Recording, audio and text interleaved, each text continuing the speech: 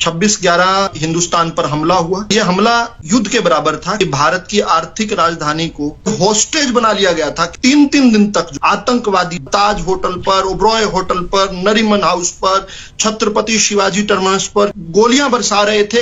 रक्त रंजित कर दी थी मुंबई की जमीन। उसी रात को मानेसर में टेलीफोन कॉल द्वारा बताया गया कि अटैक हुआ है और एनएसजी को ये टेक ओवर करना है, क्योंकि जो आतंकवादी हैं उनके पास जो हथियार हैं उनसे मुंबई पुलिस शायद उनका सामना नहीं कर पाएगी। रात को ही लगभग 11 बजे के करीब एनएसजी के कमांडो मानेसर से चलकर पालम तक आए, एयरपोर्ट तक, और वहां पर 2 बजे तक इंतजार करते रहे। लेकिन उन्हें जब गोलियां चल रही थी मुंबई के अंदर, उस समय वो इंतजार कर रहे थे। जब हिंदुस्तानियों की जान जा रही थी, उस समय 1.5 घंटे तक एनएसजी कमांडो जो विमान में बैठकर इंतजार कर रहे थे कि कांग्रेस का मंत्री शिवराज सिंह पाटिल कपड़े बदलकर वहां पर आए और शिवराज सिंह पाटिल को उसी विमान में जाना था। देखिए, पुस्तकों में इन चीजों को वर्णन किया गया। सिरन उठती है कि इन लोगों ने कितनी नफरत निभाई है भारत के साथ। बराक ओबामा की पुस्तक को कोट कर रहा हूं, उनकी पुस्तक है अ प्रोमिस्ड लैंड, उनकी बायोग्राफी है। उसमें उन्होंने इस बात का जिक्र किया। बराक ओबामा ने मनमोहन सिंह जी से पूछा कि 26/11 का इतना दुर्दांत हमला हो गया, आपने पाकिस्तान पर कुछ किया क्यों नहीं? जवाब सुनकर आपके अगर रोंगटे खड़े नहीं हुए ना, तो आप भारतीय नहीं हो सकते।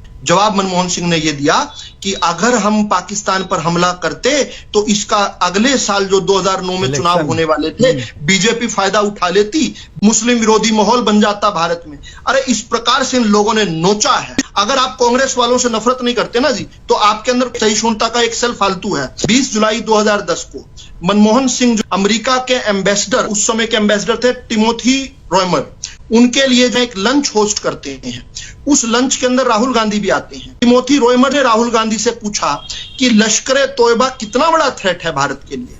राहुल गांधी कहते हैं कि लश्कर तोयबा कोई बड़ा थ्रेट नहीं है, लिटे और लश्कर तोयबा से बड़ा थ्रेट तो हिंदू सैन्यकरण है। विकीलीक्स में जो इसका खुलासा, मुंबई के तत्कालीन ज्वाइंट कमिश्नर थे राकेश मारिया, उनको केवल कंट्रोल रूम में सब इंस्पेक्टर लेवल का काम था, वो करने के लिए रोक दिया गया। और जिस व्यक्ति ने रोका उसका भाई कांग्रेस की सरकार में मंत्री था। उसी व्यक्ति ने बाद में एक पुस्तक लिखी जो अजीज बरने की उर्दू संपादक ने रिलीज की कि आरएसएस की साजिश थी।